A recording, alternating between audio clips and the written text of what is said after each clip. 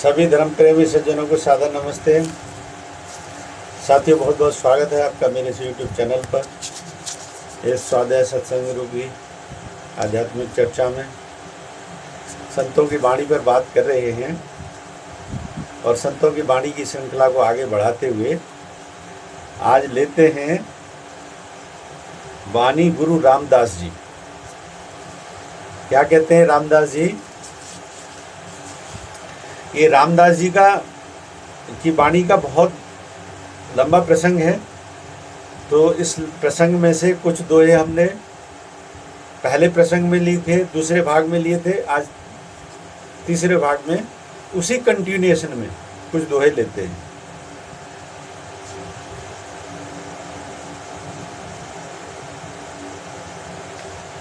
और धड़ी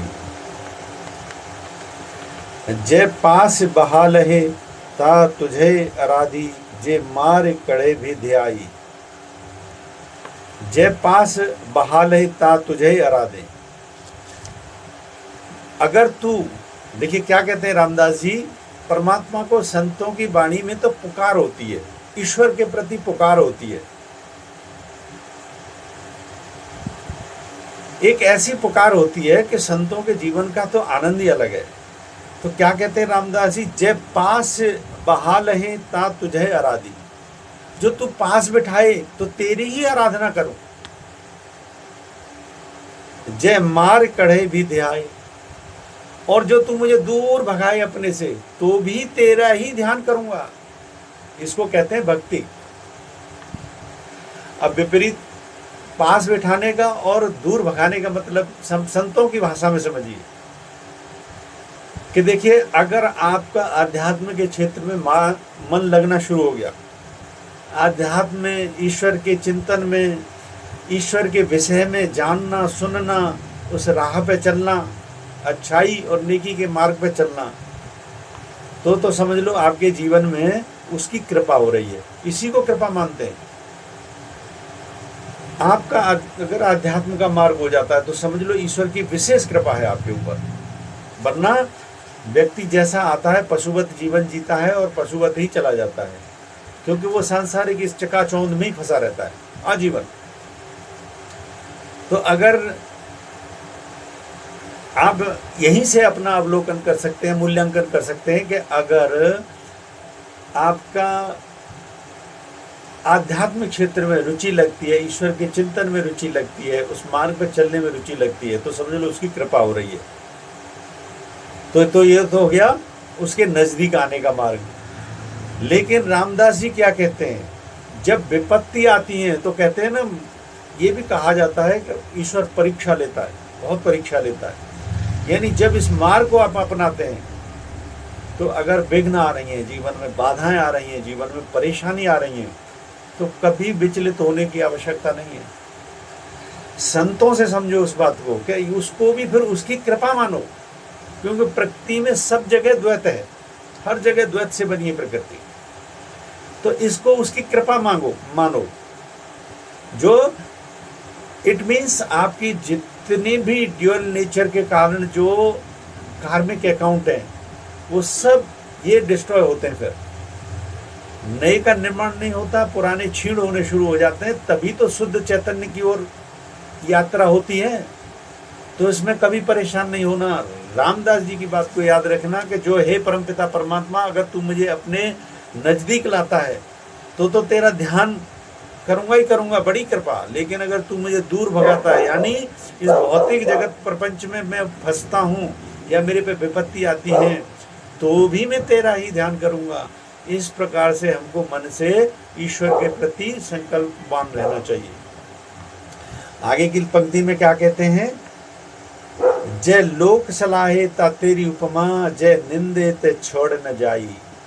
जो लोक सलाहे, यानी जिस लोक में, लोकेशणा, तीन तरह की तृष्णा होती है ना, एक होती है पुत्तेषणा, वृत्तेषणा, लोकेशणा, कि मेरे पास जो है ना परिवार, कुटुंब, पुत्र और ये हो, ये मनुष्य की तृष्णा होती है। दूसरी तृष्णा होती है वृत्तेषणा, कि मेरे पास धन खूब सारा हो, ये भी तृष्णा होती है। और तीसरी तृष्णा क्या होती है? लोकेशना, कि मेरा नाम और शोहरत हो। तो जय लोक सलाहिता तेरी उपमा, अगर लोक में मेरे गुणगान हो तो ये तो तेरी कृपा। संतों का गुणगान ही होता है। देखो ये संतों की हम चर्चा कर रहे हैं, ये जितने भी हमारे नानक, कबीर, मीरा, ये जिनते रैदास, सूरदास, तुलसीदास, ये सारे संत ही तो हुए। कितना गुणगान विश्व भर में इनका गुणगान होता है। तो जय लोक सलाहे ते तेरी उपमा, अगर जग में मेरी नाम बढ़ाई होती है तो ये तो तेरी कृपा। जय निंदे तो छेड़ न जाई, लेकिन अगर मेरी निंदा होती है, मुझे निंदाओं का सामना करना पड़ता है, मुझे बुराइयों का सामना करना पड़ रहा है, तो भी मैं इसको तुझे छोड़ के कभी जाने वाला नहीं हूं। इसी को कहते हैं कि संतों से जीवन को समझना चाहिए, क्योंकि संत की शैली में सुख और दुख, और पूरा अध्यात्म जगत ही यही कहता है। सारे संत, सारे जो है ना शास्त्रों का सार भी यही है कि सुख और दुख, मान अपमान, लाभ हानि, ये एक ही पहलू के दो डायमेंशंस हैं। यूनिट इन सब की एक है। The unit is same, up and down, happiness and sorrow, loss and gain, इनकी सबकी यूनिट एक है, but these are the different dimension. एक में आप पॉजिटिव साइड में होते हैं, एक में नेगेटिव साइड में होते हो। This is the only difference. और ऐसा कोई व्यक्ति है नहीं जो अछूता रह सके इससे। No one you can find in this whole world, everybody has to pass all such kind of phases. तो जय लोक सलाहे तेरी उपमा, जो मेरी लोक में मान बढ़ाई होती है तो ये तेरी कृपा। जय निंदे ते छेड़ न जाई, और जो मेरी निंदा होती है, मेरा उपहास होता है, मेरा अपमान होता है, तो भी मैं हे ईश्वर तुझे छोड़ के जाने वाला नहीं हूं। जय तुद बल रहे ता कोई क्यों, आखो तुद बिसरे मर जाई। जय तुद बल रहे ता कोई कहो, और जो मेरे पे तेरी कृपा रहती है, तेरा बल रहता है, तेरे सुमिरन रहता है हर समय, तो उसकी क्या बात कहूं। फिर तो मेरा सौभाग्य, आखो तुद बिसरे मर जाऊं। और लेकिन ऐसा कोई मेरे जीवन में क्षण नहीं आ सकता, ऐसा मेरे कोई जीवन में पल नहीं आ सकता कि जो मैं तुझे बिसार के जी सकूं। इसको कहते हैं भक्ति, इसको कहते हैं भक्ति का आनंद। सच में भक्तों के पास में एक अलग ही आनंद होता है, और भक्तों का जीवन भी एक बड़ा मस्त जीवन होता है। अभी एक जो है ना, एक भक्त का अगर आपने सुना हो, गवर्नमेंट ऑफ इंडिया ने एक शिवानंद स्वामी हैं, उनको अवार्ड से नवाजा है। उनको ये जो है ना, जो रिकग्निशन, एक बहुत अच्छा अवार्ड उनको दिया गया है।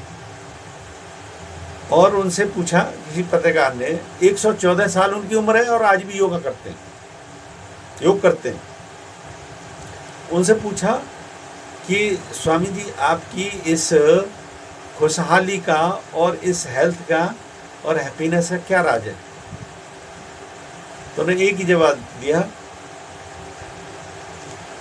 नो डिजायर, कि जीवन में मेरी कोई मैंने डिजायर रखी नहीं, क्योंकि डिजायर है वहीं से सारे जो है ना उपद्रव पैदा होते हैं। डिजायर आपने किसी तरीके की पाली और उसमें आप अटैच हैं, तो समझ लो उपद्रव खड़ा कर लिया आपने। सारे उपद्रवों की जड़ है डिजायर। उन्होंने कहा there is no desire, I have not, मैंने अपने throughout my life I have not attached to any kind of desire. That's the main cause of my main happiness. यही मेरा मुख्य कारण है जो मैं इतना खुश रहता हूँ और आज भी स्वस्थ हूँ और आनंद में जीवन जीता हूँ। मस्त हो जाती जिंदगी। ये होता है संत का स्वभाव। मैं तो कहता हूं ऐसे संत नहीं बनना जो कर्म योग के क्षेत्र में है, तो कर्मशील आदमी रहे। कृष्ण ने इस बात को कितना स्पष्टता से समझाया है, और वही संतों की शैली में हमको मिलता है। अगर प्रैक्टिकली हम आध्यात्म की किसी भी अप्रोच से अगर देखें तो सब जगह एक ही बात है, बशर्ते कि हम उसको समझने की कोशिश करें। कृष्ण ने कहा है कि हे अर्जुन, तू कर्मयोगी बन, क्योंकि कर्म करने में अगर तू डिटैचमेंट के साथ कर्म करता है तो कर्म में करने में बीज रूपी जो फल है उसका तो नाश है नहीं, और इसका जो है ना, जो संस्कार जो बनने का, निर्माण का जो क्षेत्र है, उसकी कोई उम्मीद नहीं है पैदा होने की, क्योंकि डिटैचमेंट के साथ कर्म कर रहे हो। और जो क्रियाशीलता है उसका कभी नाश नहीं होता, क्योंकि कर्म का फल अवश्य आता है। तो सिर्फ प्रैक्टिस ऑफ डिटैचमेंट ही तो करना है, किसी भी चीज की मनाही नहीं। ये बात अलग है कि हमको किसी, जैसे अभी मैंने इनका उदाहरण दिया डिटैचमेंट का, तो इसका मतलब ये नहीं है कि इन्होंने कोई डिटैचमेंट, भाई इन्होंने भी जो है ना अपनी कहीं जगह बनाई है जहाँ आश्रम बनाया है, वहाँ पे रहते होंगे, संसाधन इकट्ठे किए होंगे। ये संतों की लाइफ में ऐसी है, बहुत बड़ी बड़ी इनके पास उपलब्धियाँ होती हैं, इतना बड़ा स्ट्रक्चर बना लेते हैं। इसका मतलब ये नहीं है वो उन चीज़ों से अटैच्ड हैं। यही तो जीवन जीने की कला है, वो हमको संतों से सीखनी चाहिए।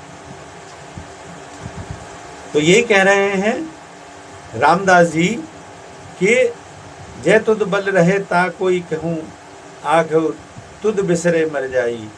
जो तेरी कृपा रहे, तेरा शरणागति मेरे पास जीवन में रहे तो क्या कहने। लेकिन ऐसा कोई क्षण आया जिसमें मैं तुझे बिसराऊं, तो वो तो मेरा मृत्यु ही है फिर। इसलिए संत कभी परमात्मा को विसारते नहीं हैं, ईश्वर को कभी विसारना भी नहीं चाहिए। सबसे पहली प्राथमिकता हमको उसी को देनी चाहिए जीवन में। अगर उसको प्राथमिकता नहीं है तो आपका जीवन में कुछ नहीं है, उसको प्राथमिकता है तो जीवन में सब कुछ है, सिर्फ आनंद है।